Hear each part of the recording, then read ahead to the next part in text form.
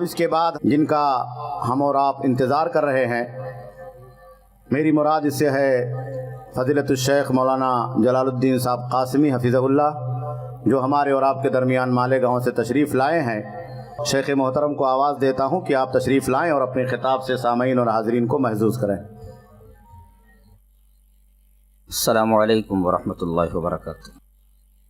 الحمدللہ رب العالمین والصلاة والسلام علی سید المرسلین وعلی آلہ وصحبہ اجمعین، اما بعد، اعوذ باللہ من الشیطان الرجیم، بسم اللہ الرحمن الرحیم۔ رب السماوات والارض وما بینہما فاعبدہ واصطبر لعبادتہ هل تعلم له سمیا۔ امیر محترم حضرات، علماء کرام، محترم بزرگوں، نوجوان بھائیوں، پیارے بچوں، پردہ نشین ماں اور بہنوں، عنوان ہے توحید اور اس کے اقسام۔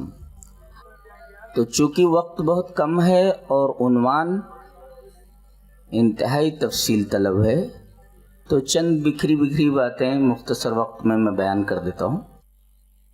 پہلے توحید کا مطلب سمجھ لیں۔ توحید کا لغوی معنی ہے ایک کرنا، ایک سمجھنا، یہ تو اس کا لغوی معنی ہے۔ سب سے اہم چیز توحید کے تعلق سے ذہن نشین کیا جائے، علماء کی جناب میں ایک بہت ہی پیارا نقطہ، ایک عجیب و غریب استدلال توحید کی نازکیت پر۔ پہلے وہ حدیث پڑھ لیتے ہیں۔ حدیث اس طرح، وعن عدی بن حاتم رضی اللہ تعالی عنہ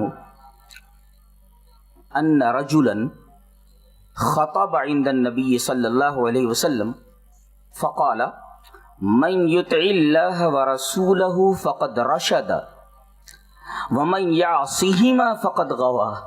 فقال رسول اللہ صلی اللہ علیہ وسلم بئس الخطیب انت قل ومن یعص اللہ ورسولہ قال ابن نمیر فقد غوی۔ رواہ مسلم فی کتاب الجمعہ۔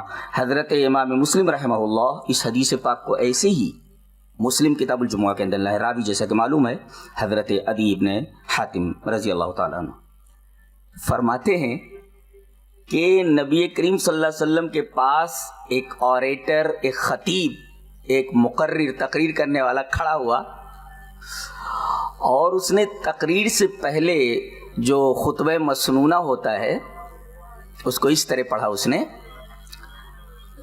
من یطع اللہ ورسولہ فقد رشد، جو اللہ اور اس کے رسول کی اطاعت کرے گا وہ صحیح راہ پر ہے۔ برابر؟ اچھا، اب یہاں جہاں اطاعت کی بات آئی تھی وہاں اس نے کیا کہا؟ وَمَن يُطِعِ اللَّهَ وَرَسُولَهُ، اللہ کے بعد واو کی فصل لا کر رسول کو الگ کیا اس نے۔ لیکن جب دوسرا جملہ وہ بولا وَمَن يَعْصِهِمَا فَقَدْ غَوَىٰ، اور جس نے دونوں کی نافرمانی کی وہ گمراہ ہوا۔ نبی کریم صلی اللہ علیہ وسلم کو برداشت نہیں ہوا، فوراً آپ نے کہا بیس، جبکہ نبی کریم صلی اللہ علیہ وسلم کا یہ انداز نہیں ہے ڈانٹنے کا۔ آپ تو بڑے رحیم، بڑے شفیق اور امت کے اوپر بڑے رؤوف الرحیم تھے، آپ کا یہ انداز نہیں تھا کہ آپ کو اس طرح ڈانٹیں کسی کو، لیکن آپ کا یہ انداز بتاتا ہے، آپ جملے کی سختی کو آپ دیکھیں۔ آپ نے فرمایا بیس الخطیب انت، ارے تو کتنا برا مقرر ہے بھائی، تو کتنا خراب اوریٹر ہے۔ اپنے مزاج کے خلاف نبی کریم صلی اللہ علیہ وسلم نے سختی کا یہ انداز اختیار فرمایا۔ کیوں؟ اس لیے کہ اس نے جہاں اللہ اور اس کے رسول کی اطاعت کی بات آئی، اللہ کو الگ کر کے، رسول کو الگ کر کے بیچ میں واو کی فصل لایا، لیکن جب نافرمانی کی بات آئی تو اس نے تسنیہ کا صیغہ استعمال کر دیا، دونوں کو ملا دیا، وَمَن يَعْصِهِمَا، دونوں کی جو نافرمانی کرے۔ کمال ہے، نبی کریم صلی اللہ علیہ وسلم نے بتا دیا کہ توحید کتنا نازک معاملہ ہے، بال سے زیادہ باریک۔ اور ایک نکتہ اور بھی بتاؤں, ہم لوگ بولتے رہتے ہیں شرک مت کرو, شرک مت کرو, شرک مت کرو. یہ نہیں کہا گیا شرک مت کرو, کہیں بھی نہیں ہے شرک مت کرو. آگے شیئن, کچھ بھی شرک نہ کرو. کبھی مطلب سمجھے آپ؟ نکرہ اگر تحت النفی ہے تو اس کا کیا فائدہ ہوتا ہے؟ چلیے ابھی اس حدیث کے اوپر ابھی یہاں رکے رہیے, ایک حدیث اور پڑھ دیتے ہیں. حدیث اس طرح, وعن ابی ہریرہ رضی اللہ تعالی عنہ قال قال رسول اللہ صلی اللہ علیہ وسلم لکل نبی دعوت مستجابہ وإني اختبأت دعوتي شفاعة لأمتي يوم القيامة فهي نائلة إن شاء الله من مات من أمتي لا يشرك بالله شيئا. رواه مسلم في كتاب الإيمان. حضرت امام مسلم رحمہ اللہ اس حدیث کو اسی کتاب الایمان میں لائے, راوی حضرت ابو ہریرہ ہے. حضرت ابو ہریرہ فرماتے ہیں کہ نبی اکرم صلی اللہ علیہ وسلم نے ارشاد فرمایا کہ جتنے بھی انبیاء آئے ان کی بہت ساری دعائیں اللہ نے نہیں قبول کی, بہت ساری دعائیں قبول فرمائیں, لیکن ایک دعا کے بارے میں یہ ضمانت دی, گارنٹی دی کہ وہ دعا ضرور قبول کروں گا. نبی اکرم صلی اللہ علیہ وسلم نے فرمایا تمام انبیاء کرام نے دنیا میں دعا مانگ لی, سب کی دعائیں قبول ہو گئی, لیکن میں نے وہ دعا نہیں مانگی, میں نے بچا کر رکھا ہوا ہے اسے قیامت کے دن اپنے امتیوں کی سفارش کے لیے. اور اب سارے لوگ خوش ہو گئے کہ نبی جب سفارش کر دیں گے, یہ شفاعت کا غلط تصور ہمارے ذہنوں میں گھسا ہوا ہے کہ نبی سفارش کر دیں گے, دامن پکڑ کر مچل جائیں گے, بس بخش دیے جائیں گے, جنت میں چلے جائیں گے. آگے بتایا گیا کہ یہ سفارش نبی کی سب کو نصیب نہیں ہوگی, اس خوش نصیب کو یہ سفارش نصیب ہوگی من مات من امتی لا یشرک باللہ, جو اللہ کے ساتھ شرک نہ کر کے گیا ہو شیئن, کچھ بھی. یہ کچھ بھی کا معاملہ بڑا عجیب ہے. ہم لوگ دانستہ نادانستہ یہ شیئن والی جو شرک کا معاملہ ہے وہ کرتے رہتے, کہتے اتفاق سے ہماری ملاقات ان سے ہو گئی. ارے اتفاق کیا چیز ہے؟ اتفاق اور کوئنسیڈنس دنیا میں کوئی چیز نہیں ہے. Everything is planned by Allah. Allah تبارک و تعالیٰ نے ہر چیز پلان کیا ہوا ہے. دیکھیے نادانستہ طور پر ہم نے ایک ایسا کلمہ کہہ دیا جو کلمہ شرک کی دہلیز کے اوپر کھڑا ہوا, بلکہ شرک کی سرحد میں داخل ہو گیا. تو شیئن حضرت, اب حضرت کے اوپر بھی بعض لوگوں نے اعتراض کیا ہے کہ حضرت بھی مت کہا جائے, یہ بھی کہیں شیئن کے دائرے میں داخل نہ ہو جائے. تو شرک کا معاملہ بہت ہی باریک ہے, اور یہ میں نہیں کہہ رہا بلکہ نبی کریم صلی اللہ علیہ وسلم نے فرمایا کہ اس کی چال, ارے یہ جب چلتا ہے شرک تو اس کے قدموں کی آواز سنائی نہیں دیتی ہے. دبیب نمل کہا گیا, چیونٹی چلتی ہے تو کیا چیونٹی کے چلنے کی آواز سنائی دیتی ہے؟ نہیں. جب چیونٹی کی چال کی طرح اس کی چال ہے تو یہ زندگی میں کب چلا ہے اور کب شیئن والی بات ہماری زندگی سے نکل جائے. لوگ بہت ہی غیر محتاط ہیں, کیئرفل نہیں ہیں اس تعلق سے. شرک مت کرو, شرک مت کرو, اور کتنی شرک کی قسمیں ہیں جو ہماری زندگی میں در آئی ہیں اور ہمیں احساس بھی نہیں اس کا, دبیب نمل کی طرح, دبیب نمل کی طرح. تو ہمارا یہ کہنا کہ سارے کے سارے نبی کریم صلی اللہ علیہ وسلم کی سفارش کے دائرے میں آ کر بخش دیے جائیں گے, ایک غلط تصور ہے یہ. من مات من امتی لا یشرک باللہ شیئا, ایک تو شرک نہ کر کے گیا ہو اور کچھ بھی شرک نہ کر کے گیا ہو. نکرہ تحت النفی آئے تو عموم کا فائدہ دیتا ہے, شیئا نکرہ ہے اور لا نفی ہے, اس کا مطلب شرک کی کوئی بھی قسم لے کر کے اگر وہاں گیا, کوئی کمپرومائز نہیں ہے. گناہ کے اوپر اللہ کی مشیت کے اوپر موقوف ہے, وہ اللہ چاہے تو بخش دے, مگر اگر شرک کر کے گیا ہے تو یہ سوچ لے کہ اس کی بخشش ناممکن ہے, بخشا نہیں جائے گا. یہی وجہ ہے کہ تمام انبیاء کرام کی دعوت کا نقطۂ آغاز, نقطۂ وسط اور نقطۂ اختتام یہی توحید کا مسئلہ ہے. پوری زندگی بتاتے رہے توحید یہ ہے, توحید یہ. اگر کہیں ایسا کچھ نظر آیا جو توحید نہیں ہے, شرک کی قبیل سے, فوراً اس پر نکیر کی گئی اور بتایا گیا کہ اس سے باز آ جاؤ, یہ خطرناک چیز ہے, خطرناک چیز ہے یہ. تو وہ جو خطیب تھا اس نے رسول اور اللہ کو واو کے ذریعے ذکر کرنے کے بجائے ڈائریکٹ ہما کا صیغہ استعمال کیا, جو دونوں کی نافرمانی کرے. ایک نکتہ اور بتاتا ہوں, غالباً امام ابن تیمیہ رحمہ اللہ کے ایک جملے سے مستفاد ہے کہ ذہنوں میں بٹھاؤ اس نکتے کو, کہ غیرت جو ہوتی ہے نا وہ محبت کے تابع ہوتی ہے. جملہ ریپیٹ کرتا ہوں, غیرت جو ہوتی ہے وہ محبت کے تابع ہوتی ہے. اللہ سے جتنی محبت کرنے والا آدمی رہے گا وہ توحید کے تعلق سے اتنا ہی غیرت مند ہوگا. اللہ سب سے زیادہ غیور ہے, اس کے بعد اس کا نبی ہے, اور شرک سب سے زیادہ بے غیرت ہے اور توحید سب سے زیادہ غیرت ہے. نبی کریم صلی اللہ علیہ وسلم نے نکیر فرمائی اور ڈانٹا, کہا کہ تو کتنا برا خطیب ہے بھی, پیسل خطیب انتا, تو نے مجھے اللہ کے ساتھ ملا دیا. ہم لوگ کہتے اللہ اور اس کے رسول چاہے, اچھا وہ حدیث بھی ملا لیتے, ابھی اس حدیث پر رکے رہے, ایک تیسری حدیث پڑھ دیتے, حدیث اس طرح. وعن عبداللہ ابن عباس رضی اللہ تعالی عنہما قال جاء رجل الى النبي صلی اللہ علیہ وسلم فقال ما شاء اللہ وشیتا قال جعلتنی عدلا قل ما شاء اللہ. رواہ الطبرانی فی المعجم الکبیر. حضرت امام طبرانی رحمہ اللہ اس حدیث کو ایسے ہی معجم کبیر کے اندر لائے ہیں, راوی حضرت عبداللہ ابن عباس ہے. حضرت عبداللہ ابن عباس فرماتے ہیں کہ ایک آدمی نبی کریم صلی اللہ علیہ وسلم کے پاس آیا اور یہ کہنے لگا ما شاء اللہ وشیتا, جو آپ چاہیں اور اللہ چاہے. نحو پڑھنے والے پڑھانے والے علماء بیٹھے ہوئے, معطوف اور معطوف علیہ کے درمیان ایک حکم ہوتا ہے جو دونوں, جیسے کہا جائے زید اور بکر دونوں آئے, ظاہر ہے کہ زید کے اوپر بھی آنے کا حکم ہے اور بکر کے اوپر بھی آنے کا, مجیت میں دونوں شریک ہیں, مجیت کا حکم دونوں کے اوپر ہے.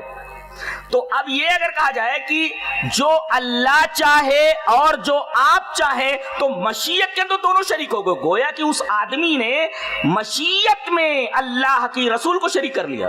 نبی کریم صلی اللہ علیہ وسلم نے ڈانٹا, کہا کہ جعلتنی عدلا, تو نے مجھے اللہ کے برابر کر دیا. ایک جگہ ندن ہے, تو نے مجھے اللہ کا شریک بنا دیا. حالانکہ اس نے یہی تو کہا تھا جو اللہ چاہے اور آپ چاہیں. دیکھیے ایک حکم مشیت کا جو اللہ کے اوپر لگ رہا تھا وہی حکم واو کے ذریعے نبی کے اوپر لگا دیا گیا. نبی نے فوراً نکیر فرمائی غلط ہے, یہ جملہ اس طرح سے غلط ہے. ہم جانے انجانے میں کتنے جملے بولتے رہتے ہیں جو شرک کی سرحد میں داخل ہیں. ماشاء اللہ وشیت, اور آپ نے تنقید کرنے کے بجائے نکیر کرنے کے بعد فرمایا قل ما شاء اللہ. ایک روایت میں ما شاء اللہ وحدہ, صرف ما شاء اللہ بول, جو اللہ چاہے. میری کیا بساط ہے کہ میں اللہ کی مشیت میں دخل انداز. اللہ دیکھ رہے ہیں آپ باریکی توحید کی, اس کو کہتے ہیں توحید کی باریکی, باریکی کہتے ہیں اس کو. نبی کریم صلی اللہ علیہ وسلم نے یہ برداشت نہیں فرمایا کہ معصیت کا جہاں تک معاملہ ہے تو واو کے ذریعے فصل نہ کرتے ہوئے ڈائریکٹ ہما کے ذریعے ذکر کیا جائے, اور جو اللہ کی نافرمانی کرے رسول کی نافرمانی کرے واو نہ لایا جائے. آپ حساسیت دیکھ رہے ہیں نا, شرک کی قباحت اور توحید کی نازکیت سمجھ میں آیا آپ کے. جی ایک بات آپ سے پوچھتا ہوں, کوئی چیز اگر اپنا مقصد کھو دے تو اس کے ساتھ کیا سلوک کیا جاتا ہے؟ مثلا یہ پیڑ ہے, اس کا کام کیا ہے, اس کا مقصد کیا ہے؟ اس پیڑ کا مقصد یہ ہے کہ پھل دے.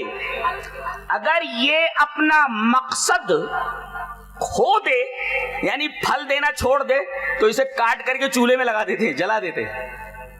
آپ کو معلوم ہے کہ ہماری تخلیق کا مقصد کیا ہے؟ موج مزہ کرنا, زندگی ایسے ہی گزار لینا اور دنیا سے چلے جانا؟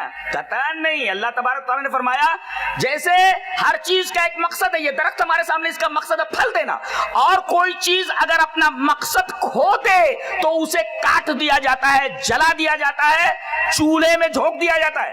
اللہ نے فرمایا وما خلقت الجن والانس الا لیعبدون, میں نے جنوں اور انسانوں کو پیدا کیا ہے, مقصد میری عبادت ہے. اب اگر آدمی اس توحید کو جو مقصود ہے توحید عبادت اگر آدمی چھوڑ دے تو اس کے ساتھ کیا معاملہ کیا جائے گا؟ وہی جو پیڑ کے ساتھ کیا جائے گا جو اپنا مقصد کھو دے اور پھل دینا چھوڑ دے. تو گویا کہ توحید بہت ہی نازک ہے. ایک بات معلوم ہوئی, اس کی جو ضد ہے, اس کا جو اپوزٹ ہے شرک, اس کی چال چیونٹی کی چال کی طرح ہے, زندگی میں ذرا پتہ بھی نہیں چلتا. تو وہ جو نازکیت ہے اس کو دھیان میں رکھا جائے. اور دوسرے, ہماری زندگی کا مقصد توحید ہے, اگر اس مقصد سے ہم ہٹ گئے تو ہمارے ساتھ وہی سلوک کیا جانے والا ہے جو پیڑ کا اپنا مقصد پھل دینا ہو دینے کے بعد ہوتا ہے۔ تیسری چیز توحید کے تعلق سے یہ دھیان میں رکھیں کہ اللہ تبارک و تعالی نے تمام انبیاء کرام کو جو بھیجا ہے ان کی بعثت کا جو مقصد ہے وہ مقصد یہی توحید ہے۔ یہ 2-3 باتیں ذہن میں رکھیں۔ اس کے بعد جو اقسام کے تعلق سے بات کہی گئی ہے اس کو بیان کرنے سے پہلے ایک بات اور بتا دیتا ہوں کہ یہ اللہ تبارک و تعالیٰ کا حق ہے۔ میں ایک بات آپ سے کہوں کہ اگر میرا حق آپ کے اوپر ہے تو آپ کا کیا فرض بنتا ہے؟ فرض یہ بنتا ہے کہ آپ میرا حق ادا کر دیں۔ آپ کا حق میرے اوپر ہے تو میرا یہ فرض بنتا ہے کہ وہ حق میں آپ کو ادا کر دوں۔ کریکٹ؟ جانتے ہیں سب سے بڑا حق اللہ کا آپ لوگوں کے اوپر، بندوں کے اوپر کیا ہے؟ آئیے وہ حدیث دیکھ لیتے ہیں۔ حدیث اس طرح وعن معاذ رضی اللہ تعالی عنہ قال كنت ردف النبي صلى الله عليه وسلم على حمار يقال له عفير فقال يا معاذ هل تدري حق الله على عباده وما حق العباد على الله؟ قلت الله ورسوله أعلم فقال فإن حق الله على العباد أن يعبدوه ولا يشركوا به شيئا وحق العباد على الله ألا يعذب من لا يشرك به شيئا فقلت يا رسول الله أفلا أبشر الناس؟ قال لا تبشرهم فيتكلوا رواه البخاری فی کتاب الجہاد والسیر۔ حضرت امام بخاری رحمہ اللہ اس حدیث کو کتاب الجہاد والسیر بخاری شریف میں لائے۔ راوی حضرت معاذ بن جبل ہے۔ وہ فرماتے ہیں کہ میں ایک دفعہ نبی کریم صلی اللہ علیہ وسلم کے پیچھے گدھے کے اوپر بیٹھا ہوا تھا، گدھا چل رہا ہے۔ اچانک نبی کریم صلی اللہ علیہ وسلم نے مجھ سے پوچھا کہ معاذ تمہیں معلوم ہے کہ اللہ تبارک و تعالیٰ کا حق تمہارے اوپر کیا ہے اور پھر بندوں کا حق اللہ کے اوپر کیا ہے؟ یہ دونوں حقوق جانتے ہو؟ انہوں نے ڈائریکٹ کہہ دیا اللہ و رسول والا، اللہ اور اس کے رسول زیادہ جانتے ہیں، مجھے معلوم ہے۔ اللہ کے رسول نے فرمایا سنو، اللہ کا حق بندوں کے اوپر یہ ہے، یہ سب سے بڑا حق ہے کہ ان یعبدو کی صرف اسی کی عبادت کریں ولا یشرکو بہ شیئا۔ دیکھو یہاں شیئا پھر بھی ہے، نکرہ تھا نبی، کچھ بھی اس کے ساتھ شرک نہ کریں۔ یہ اللہ کا حق ہے۔ اب ظاہر ہے کہ یہ حق آپ کو ادا کرنا ہے۔ اگر آپ نے حق نہیں ادا کیا تو گویا کہ آپ نے اللہ کا حق مار لیا، اور کتنا بڑا گناہ ہے۔ ایک عام آدمی کا حق مار لینا کتنا بڑا پاپ ہے۔ اللہ تبارک و تعالیٰ کا اگر حق مار لے تو آپ کے ساتھ کیا سلوک کیا جانے والا ہے۔ اور اگر آپ نے یہ حق ادا کر دیا تو آپ کے ساتھ اللہ اپنا حق کیسے ادا کرنے والا بتا دیا گیا۔ فَإِنَّ حَقَّ العباد اللہ، بندوں کا حق اللہ کے اوپر یہ ہے اللہ يعذب من لا يشرک به شیئا، اللہ تبارک و تعالی اس شخص کو عذاب نہ دے، جہنم میں نہ ڈالے جو اس کے ساتھ شرک کر کے نہ گیا ہو۔ کتنی بڑی خوشخبری ہے کہ جو شرک کر کے نہیں گیا ہے اللہ تبارک و تعالی اسے جنت میں ڈالنے والا ہے، اور جو شرک کر کے گیا ہے بالکل اس کا اپوزٹ معاملہ ہے۔ انه من یشرک باللہ فقد حرم اللہ علیہ الجنہ ومأواہ النار وما للظالمین من انصار، جہنم میں جانے والا، اور اس کے اوپر جنت جب حرام ہو گئی تو جانے والا کہاں؟ جہنم میں جانے والا ہے۔ جنت حرام ہو گئی تو کہاں جانے والا ہے؟ جہنم میں جانے والا ہے۔ اللہ، تو یہ اللہ تبارک و تعالی کا حق ہے، توحید، یہ آپ کو ادا کرنا ہے۔ ایک چیز اور ہے، ہم لوگ یہ کہتے ہیں کہ کہاں ہم لوگ شرک کرتے ہیں؟ پوری زندگی تو شرک سے بھری ہوئی ہے، پوری زندگی شرک سے بھری ہوئی ہے۔ مشرکین بھی کہتے تھے کہ اس کا کوئی شریک نہیں ہے۔ اچھا، یہ بھی کہتے تھے کیا؟ یہ تو کہتے تھے کہ رازق وہی، خالق وہی، مدبر وہی، متصرف وہی، محیی وہی، ممیت وہی، سارے اوصاف سے متصف وہی۔ کیا یہ بھی کہتے تھے کہ اس کا کوئی شریک نہیں؟ ہاں کہتے تھے وہ۔ عجیب بات ہے، اللہ کو مدبر اور متصرف خالق، اپنا خالق ماننے کے باوجود بھی ایک بات اور بولتے تھے وہ کہ اس کا کوئی شریک نہیں۔ چلو وہ حدیث پڑھ لیتے ہیں۔ حدیث اس طرح وان ابی ہریرہ رضی اللہ تعالی عنہ قال کان المشرکون یقولون لبیک لا شریک لک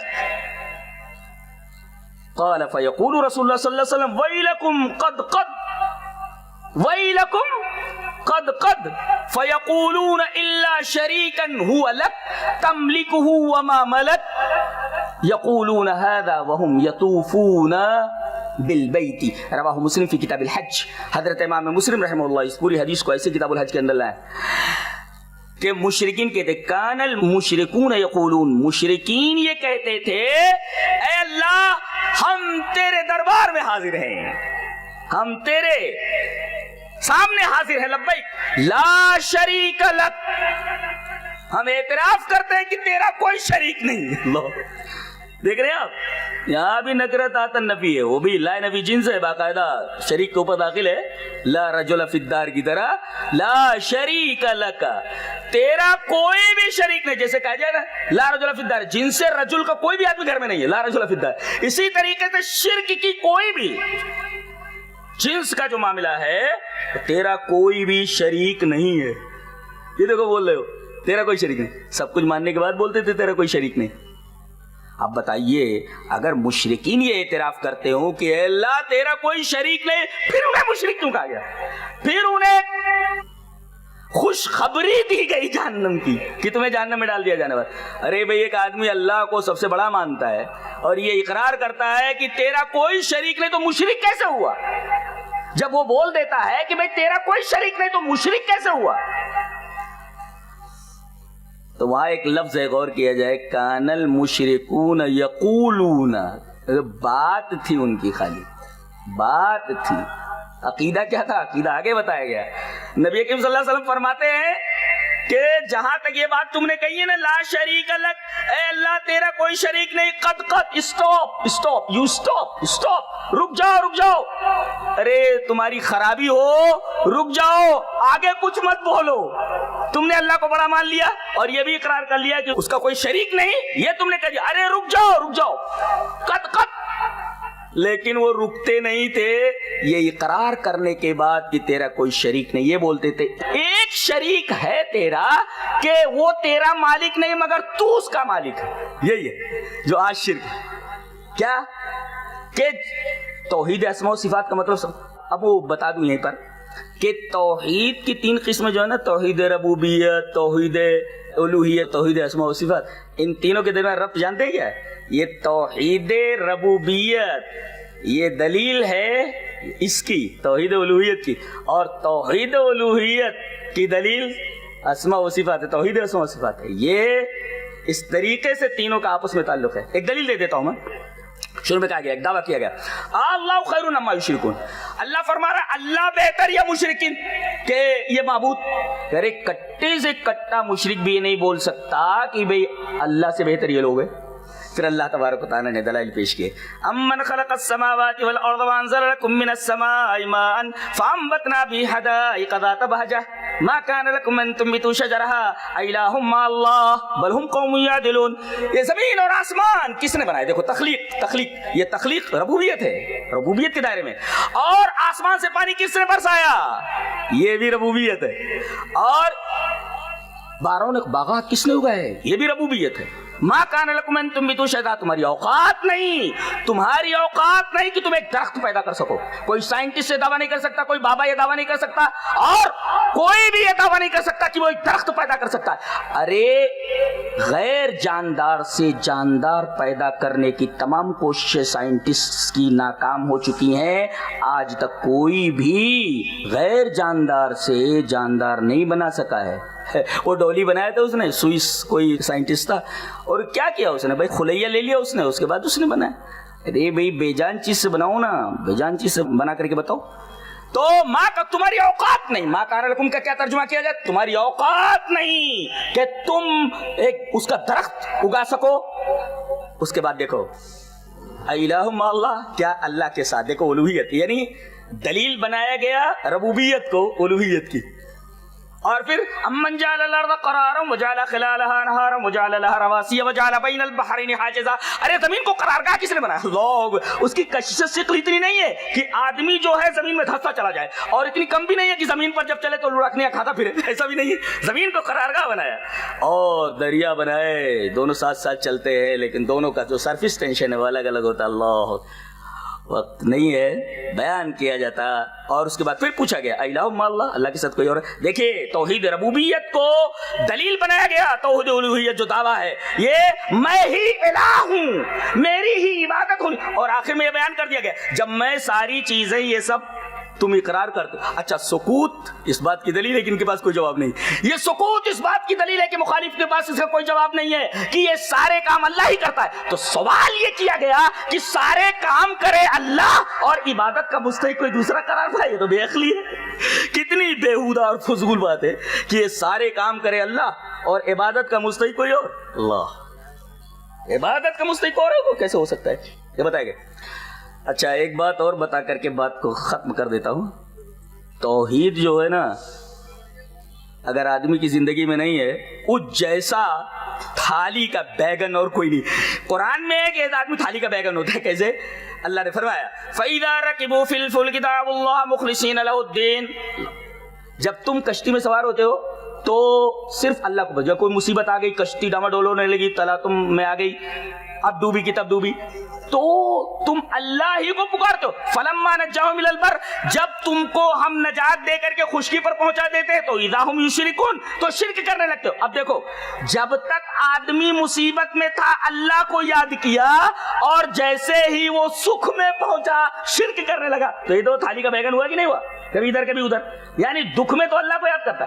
اچھا پھر دلیل دی گئی کہ یہ مصیبت کے وقت آدمی صرف اللہ کو کیوں پکارتا ہے، دوسروں کو کیوں نہیں پکارتا؟ خوشی میں تو سب کو پکارتا ہے، دکھ میں سب کو کیوں نہیں پکارتا؟ اس کا جواب دیا گیا کہ وَإِذَا مَسَّكُمُ الضُّرُّ فِي الْبَحْرِ ضَلَّ مَن تَدْعُونَ إِلَّا إِيَّاهُ. ارے جب سمندر میں کوئی مصیبت آ جاتی ہے تو صرف تم اللہ کو پکارتے ہو. اچھا جو تمہارے دوسرے معبودان باطل ہیں وہ کہتے وہ گم ہو جاتے. ضلع کا مطلب ہوتا گم ہو جاتے، پتہ بھی نہیں لگتا کدھر گئے. پتہ یہ چلا کہ سارے معبودان باطلہ کا گم ہو جانا اور مصیبت کے وقت دریا میں صرف اللہ تبارک و تعالیٰ کو یاد کرنا، یہ دلیل ہے اس بات کی کہ توحید انسان کی فطرت ہے اور شرک غیر فطری چیز ہے. تو جو لوگ شرک کو اپنائے ہوئے ہیں در حقیقت وہ غیر فطری عمل کے مرتکب ہو رہے ہیں. اللہ.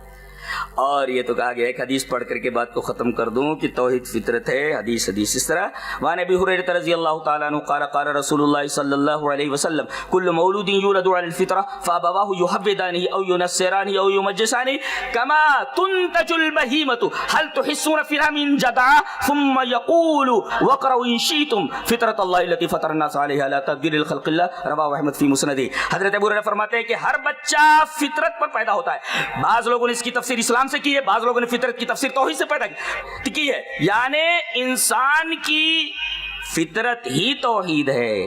غلط ماحول میں جا کر کے آدمی شرک کا ارتکاب کرتا ہے، مشرک بنتا ہے، ورنہ انسان کی فطرت توحید ہے. توحید ربوبیت کا مطلب یہ ہوا کہ سب کچھ اللہ ہی کرتا ہے، تمام افعال اللہ کے. مطلب یہ ہوا کہ ہمیں اللہ ہی کی عبادت کرنی چاہیے. توحید اسماء و صفات کا مطلب یہ ہے کہ جتنے اوصاف اللہ تبارک و تعالی نے اپنے لیے ثابت کیے ہیں اور نبی نے اللہ کے لیے ثابت کیے، تمام اوصاف کو ویسے ہی مانا جائے، بلا تکییف، بلا تمثیل اور بلا تحریف، اسی طریقے سے مانا جائے. اور اگر کوئی آدمی اللہ کی اس صفت کو من مان دوسرے کے لیے مان لے تو یہ توحید ہے. توحید اسماء و صفات سے نکل کر کے اسماء اور صفات کے شرک کے اندر پہنچ جاتا ہے آدمی. اس کی ایک مثال دے کر کے بات کو ختم کروں. ہم یہ کہتے ہیں کہ بھئی ہم فلاں جگہ گئے، ہماری مراد پوری فرما دیجئے. اب یہ سن رہے ہیں بھئی لاکھوں لوگ اپنی اپنی مرادیں مانگ رہے ہیں، تو کیا یہ ساری آوازیں اب یہاں آدمی اگر بولنے لگے سارے لوگ بولنے لگے تو کسی کی آواز سمجھ میں نہیں آئے گی. اللہ تبارک تعالیٰ نے فرمایا تم بھی سنتے ہو، میں بھی سنتا ہوں. تمہارے سننے میں میرے سننے میں کتنا فرق ہے وہ دیکھو.